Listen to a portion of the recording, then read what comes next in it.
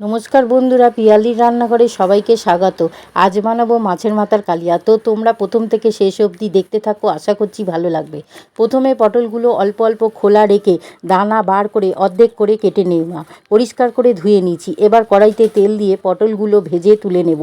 তারপর আলুগুলো অর্ধেক করে কেটে ধুয়ে নিয়ে তেলে ছেড়ে ভালো করে ভেজে তুলে নেব। এবার ওই তেলেই মাছের মাথাগুলো লাল লাল করে ভেজে তুলে নেব।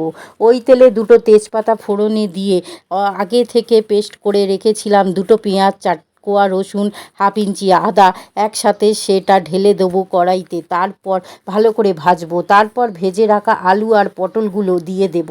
তারপর নেড়ে স্বাদ মতো নুন, 1 চামচ হলুদ, 1 চামচ ধনে, 1.5 চামচ জিরে দিয়ে সামান্য জল দিয়ে ভালো করে কষাবো।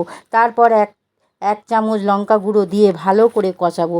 যখন তেল ছেড়ে আসবে তখন 2 বাটি জল দিয়ে জল ফুটে উঠলে মাছের মাথাগুলো দিয়ে ঢাকা দেব। 10 মিনিট পর সব সিদ্ধ হয়ে গেছে, ঝোল মজে গেছে। উপর থেকে ধনে পাতা ছড়িয়ে দিলাম। গরম মশলাও তোমরা দিতে পারো। আমাদের মাছের মাথার কালিয়া রেডি। এই কালিয়া খেতে অসাধারণ লাগে। ভিডিওটি ভালো লাগলে পাশে থেকো আর অনেক ভালোবাসা নিও।